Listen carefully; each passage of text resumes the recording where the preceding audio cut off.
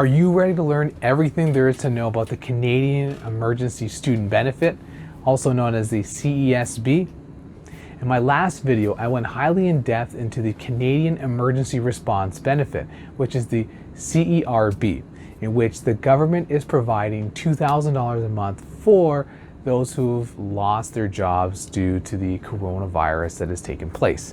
But in today's video, we're going to go further into depth into how students are able to benefit and get some funds, whether you're in post-secondary or even for some high school students as well.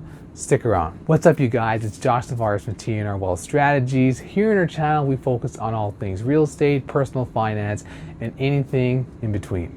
Remember to hit that like button, hit that subscribe button, and remember to jiggle the notification bell so you can get updates on our newly uploaded content. If you're a post-secondary student and some instances a high school student and you're affected by the coronavirus, here's an opportunity for you to receive some funds from the government of Canada, so stay tuned.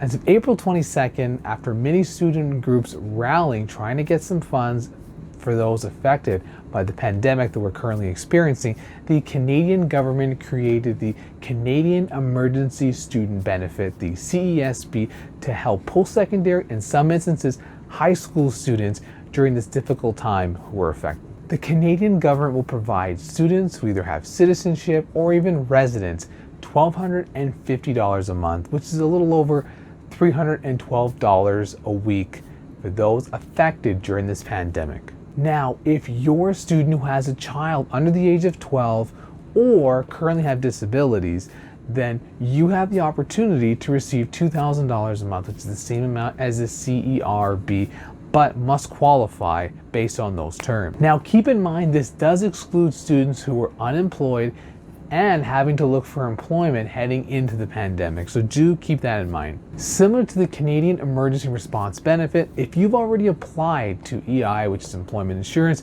you do not apply for the Canadian Emergency Student Benefit. Do keep in mind that if you haven't already selected an option, you might want to look at the CESB, but you cannot combine them and multiply the earnings. Do keep in mind that these funds will last for 4 weeks, and then if your situation continues, you'll have to reapply. So this isn't a one-time apply period in which you continue to receive funds. If you need the funds continuing after that time frame, you must continue to reapply. Now, the eligibility periods are from May 10th to June 6th, June 7th to July 5th to August 1st, and August 2nd to August 29th as of now in the Canadian government website, either Service Canada or through the CRA.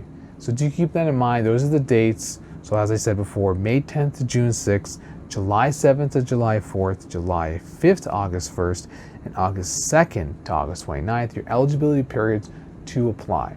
As of now, it's only those time frames, but this could, of course, continue depending on the circumstance of health officials and the pandemic as a whole. For high school students, in order to be eligible, you must either have graduated, this needs to have been your graduation year, or must have been the year in 2021 where you'd be eligible to apply for post-secondary, such as college or university. So keep that in mind when applying for the CESB. Now, do keep in mind that if you finish high school before June 7th, your high school completion date must be before the start of your first eligibility, before you can apply for it.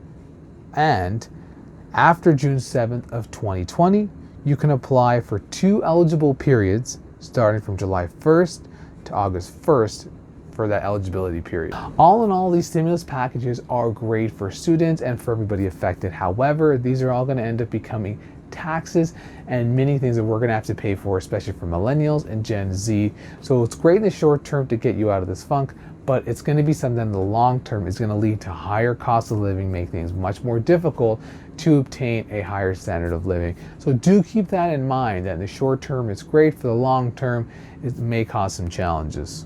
There you have it, all that you need to know about the Canadian Emergency Student Benefit. Question: have you watched my recent video regarding the CERB Canadian Emergency Response Benefit? If not, and you're looking into getting into that application, you may want to watch that video. So click the link below. Now, if you like that video, remember to hit that like button, hit that subscribe button, and even jiggle the notification bell so you can get updates on our newly uploaded content. To watch other great content from personal finance and real estate investing, click here and here.